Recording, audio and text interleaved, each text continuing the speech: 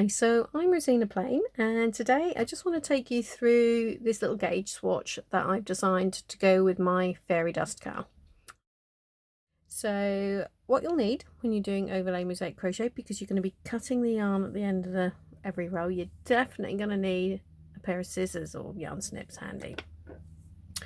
And then your hook, that should be appropriate for whatever yarn you're using. So I recommend you use Stylecraft Special double knit in the pattern for fairy dust, and that recommends that you use a 4mm hook.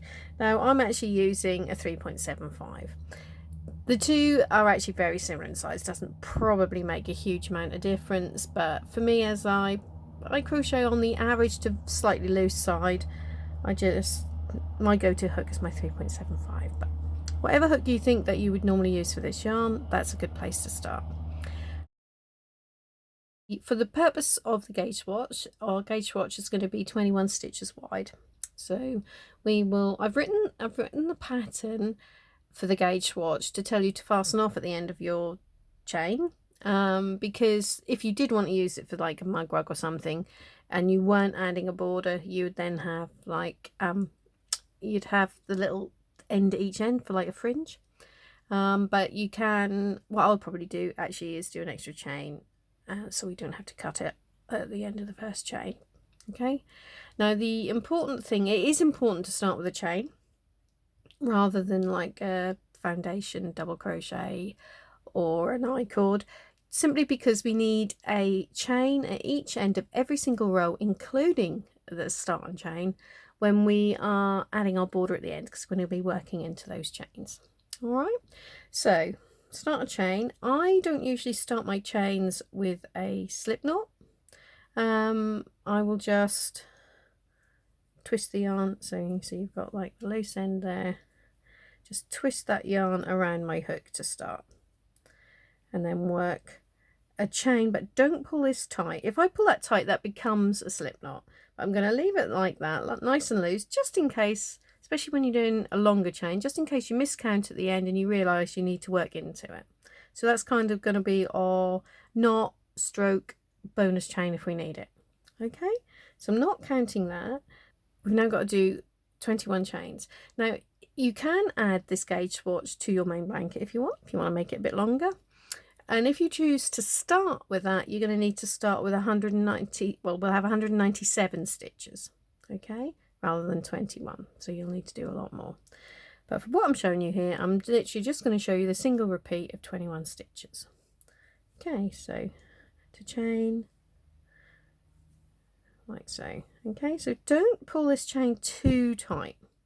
If you find you do chain really tightly, you might just want to go up a hook size just for this first bit, okay, just to make sure that your chain ends are kind of the same width as your normal stitches are.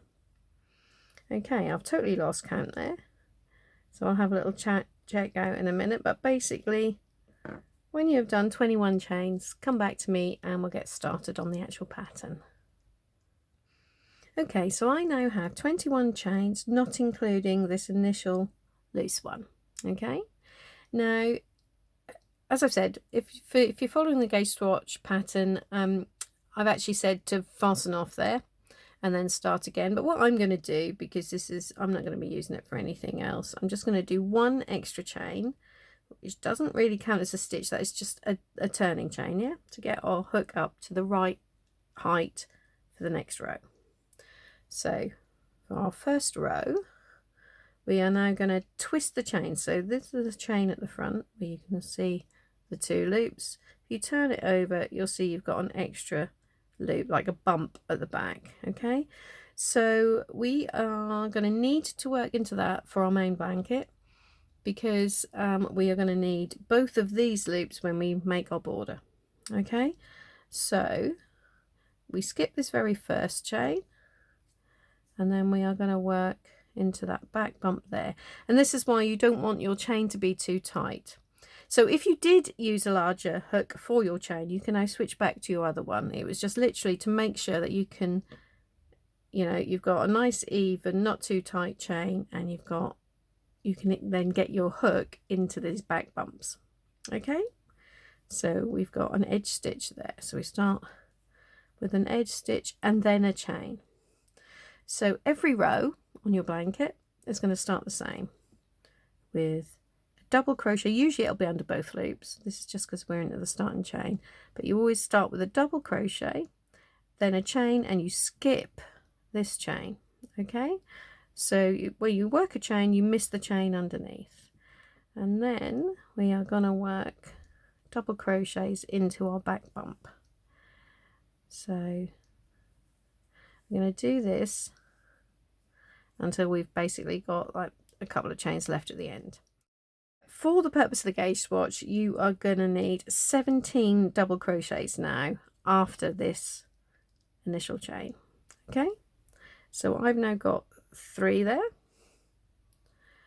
so I'll carry on, do 14 more.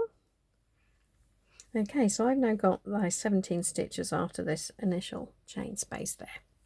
So now we're going to end our row with a chain, skip the next chain, and then you work into what will be basically the end chain. So you can see I got my stitch count correct, so I'm not needing to work into that. Now if you are making the blanket, which is like 197 stitches, you may just want to leave it just in case you've miscounted until you've worked like the first row of the pattern, so you know you're fine with your stitch count. Okay, so what we're going to do, as I said, we're going to miss this chain and we are going to work our final edge stitch into that last one there. Okay, and then we're going to fasten off. So to fasten off, you can work a chain, pull that up. You'll want to leave, certainly when you're doing the blanket, just in case you've made any mistakes, and because we're going to have to tie off the ends at the end, I would say you want to leave at least sort of 10 centimeters, 4 inches there. Cut that off, pull that out, and then you can pull that tight, and that has now completed our row 1 of our gauge swatch. Now if you're making the blanket, I actually start with the foundation row, so this would then be your foundation row in the blanket. The reason for that is just if we now started our border straight into there, that can be quite close to the first row of pattern stitches, so I personally like to have an extra row at the start and the end of my blankets, just to give it a little bit more breathing space between the pattern and the border. So it's entirely up to you, but say for the gauge swatch, that's round 1 we've done, and if you're making the blanket, that would be your foundation row. Okay, so now we are for row 2 going to switch to our contrast color, so that's my magenta here. So for this we do start with a slip knot. Now I don't necessarily do what's technically a slip knot, but if you remember, but it works in the same way. If you remember what I did when I started the chain, where I just twisted that round and pulled a loop through, well this time we're going to tighten it and that becomes a slip knot. Okay, so it's nice and secure, a nice secure knot, and then every row will start the same. We are going to start under both loops, so this is just the first and last stitch. You work your double crochets under both loops, so we're going to do a standing double crochet in there, okay, and a chain, and then we skip this chain here. Okay, so that's how you're going to start every single row. And now because this is our first row in our contrast, it's nice and easy. We're just going to be working double crochets, but if you can see there, just into the back loops. Okay, so not under both loops, not like that. We're just going to be working into that back loop. Okay, all the way along. So there will now be 17 back loop double crochets if you're doing the gauge swatch, which will take you up to that chain at the end. Okay, so carry on along, come back to me when you get come back to me when you get to that point. So we've got 17 stitches. And that now takes us up to our final chain.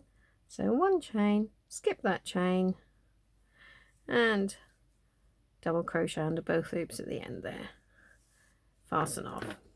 Okay, so every row will end the same as well. Now what you probably want to do, again, similar to what I said for the working into the chain, you don't really want your chains at each end to be too tight either. Okay, so just try again. If you do tend to chain quite tight, just try to loosen them off ever so slightly. You'll just find it a lot easier to work into those chains if you do that.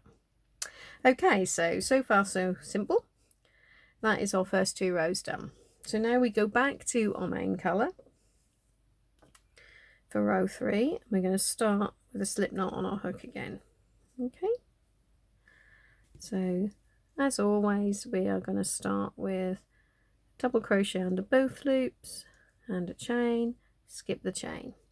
So now we instantly start with a new stitch, which in the written instructions, because I use my universal terms, so rather than needing a separate UK and US version of every part of the curl, I call my stitches an F for front loop treble or front loop double crochet if you're doing US, and B for back loop double crochet or back loop single crochet for US. Okay, so we're starting our pattern here with an F. So to do that, we're not going to be working into this row of stitches we've been in the back loop. We're going to drop down a row and we are going to work into this front loop that we didn't use before there. Okay, and work your treble in there. Now that treble, if you notice, if you're following the written instructions, is before the asterisk. If you're looking at the chart, it's before the solid line. Or actually for the first 5 rows of this chart, there's a dotted line, but it's the dark line there. I just put a dotted line for the first few rows and the last few rows because you'll only be working them at the start and the end. Chunk in the middle in a solid box gets repeated however many times you want to repeat it.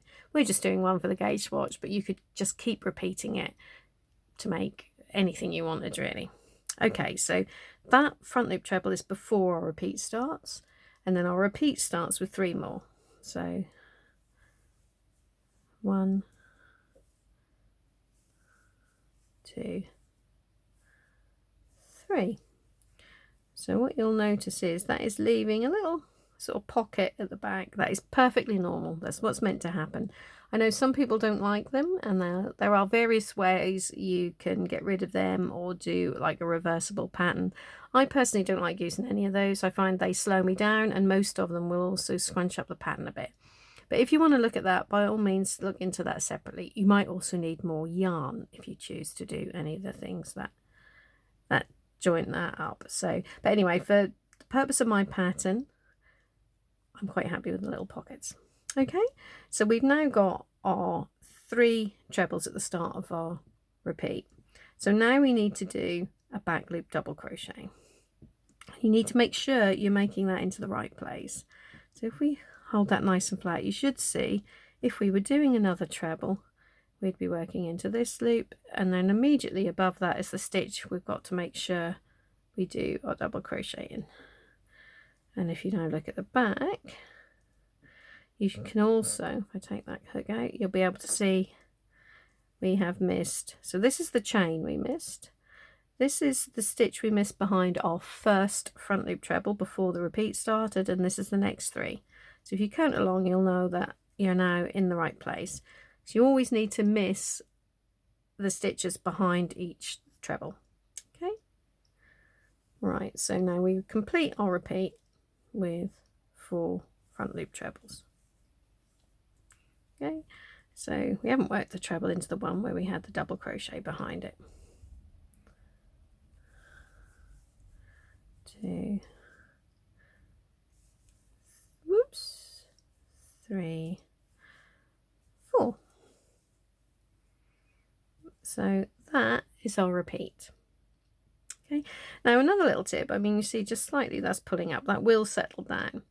If you find that you are getting quite big loops at the bottom of your stitches, your front loop stitches, what you need to do, a couple of little tips I've got for you. One is to make sure you keep your top loops of your stitches nice and even and not too big. So if you tend to have big loops on the top, just make sure when you start to make your stitch, you just tension that a little bit more.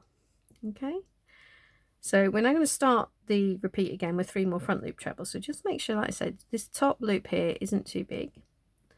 And then the other thing you'll probably want to do is make sure that the rest of your stitch isn't too tight. So what you don't want to do is bunch that up really tightly, because that will then put extra pressure on it. Just try and keep a nice even tension, okay? Like so. So this one not too loose and the rest not too tight. And that should minimize any little loops that you find when you're working into those front loops. Okay, so that's now 3. So what we should now have is a little run of 7. There we are, we've got 7 trebles there. And then we've got, so that was 4 at the end of the first repeat, 3 at the start of the next, 1 double crochet, and then we're going to complete, oh hold on, need some more yarn. We're going to complete this repeat with 3 more trebles into that front loop. Okay, 4 rather, 3, 4, and my yarn is all going funny again, bear with me. Okay, so we've ended our repeat there with the 4 trebles, and that has now taken us up to this chain at the end of the row. So 1 chain, skip that chain, and double crochet under both loops at the end, fasten off. Okay, so that's that. So now we have got to the right place. We know we've got the right number of stitches, so we can now tighten this first one up. Okay, so that is now row 3 done. Okay, so row 4 is actually another nice easy one. Slip knot on the hook, edge stitch under both loops, chain, and we're just going to do exactly the same as we did on row 2, and we're just going to do a row of back loop double crochets. Okay, so do that, and remember at the end you're going to finish with a chain and a double crochet under both loops, and then come back and we'll do row 5 together.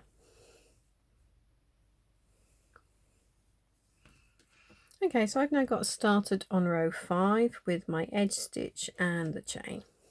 Okay, and then we've got, just like we did on row 3, we're going to be starting with a front loop treble again. Okay, so that's before our repeat starts.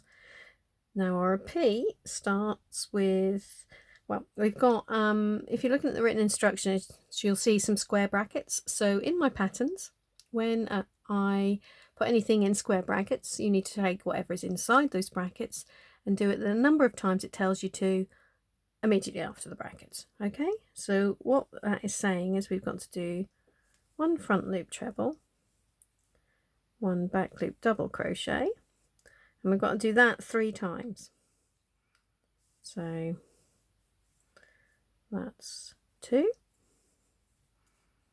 and 3. Okay, and then our repeat ends with 2 more front loop double crochets, front loop trebles. Okay, so that is your repeat. Okay, so we're going to start the next repeat with 1 front loop treble, 1 back loop double crochet, and do that 3 times. So 2 and 3, and then our repeat finishes with 2 front loop trebles again. Okay. And then that takes us up to our chain at the end, where we're going to do 1 chain, skip that chain, and a double crochet under both loops for our last edge stitch. Okay, and then fasten off. So that's row 5. So for row 6, we're now going back to our contrast colour.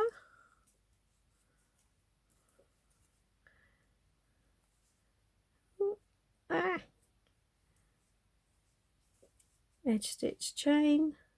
Now we have 1 back loop double crochet before we start our repeat.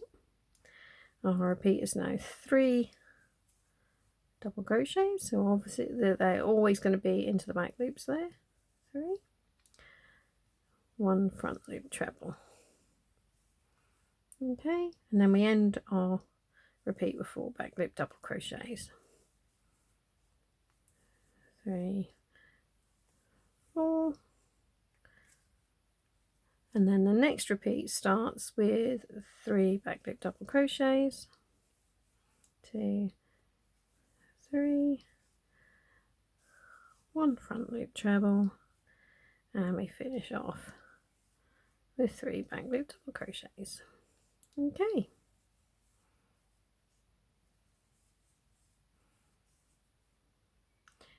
Chain and edge stitch.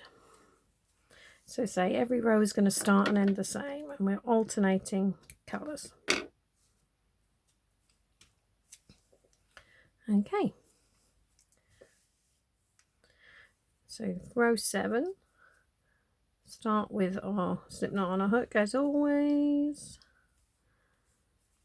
edge stitch, chain, then we've got 1 back loop double crochet to start, then 1 front loop treble. Okay, you can see where that is. 5 back loop double crochets, 2, 3, 4, 5, 1 front loop treble, and then we end our repeat with a back loop double crochet. So then we're starting again, front loop treble, 5 back loop double crochets, 3, 4, 5, 1 treble, 1 double, which takes us to the end where we've got a chain and then our double crochet under both loops. Okay.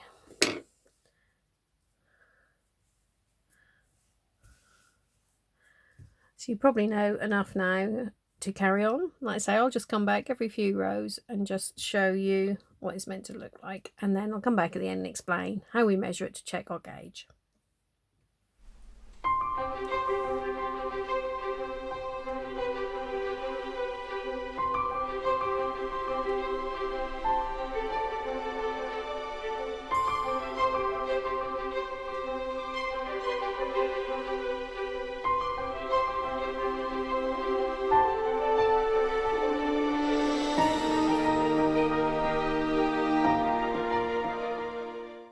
Okay, so I've now just done row 17, and I just want to come back and show you, I mean, for the gauge swatch, we're now just going to do an extra sort of, I think, 5 rows to complete the pattern, sort of even it up.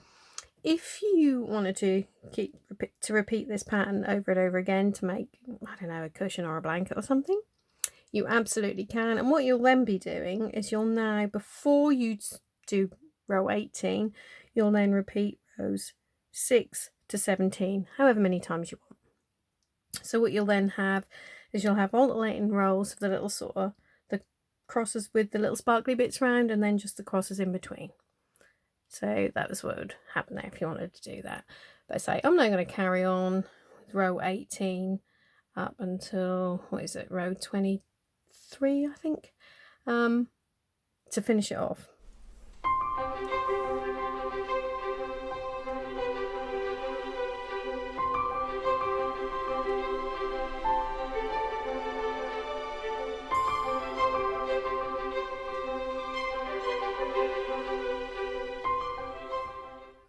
Okay, so I have now completed my gauge swatch here. Now, as you're making a blanket, the gauge isn't absolutely essential. Now, if your gauge swatch is a little bit smaller than mine, then your blanket will just be a little bit smaller. If your gauge swatch is a bit larger, then so will your blanket be. Now, the only thing you need to bear in mind there is if you are using one of the colour packs and your gauge comes out larger than mine, you may have issues with not having enough yarn. So just bear that in mind. So try to keep it sort of my size or maybe fractionally smaller. Okay, so to measure it, I've got my ruler, and I'm not messing around with saying so many stitches in a row, so 10 centimeters, because I know that can cause some confusion. So what we're actually going to do is just literally measure this swatch from side to side, top to bottom. Okay, so if you look there, you can see it's 10.5 centimeters wide. So this is obviously for the one doing the double DK, the special DK yarn. If you were using the Impressions and Bellissima version, then you'll also be a little bit bigger than this, but so that's 10.5 there. And we now just measure this way. You can see 12.5 hopefully. Okay, so that's the size of my swatch, and like I said, just bear in mind that if yours is a little bit bigger, you may need a bit more yarn.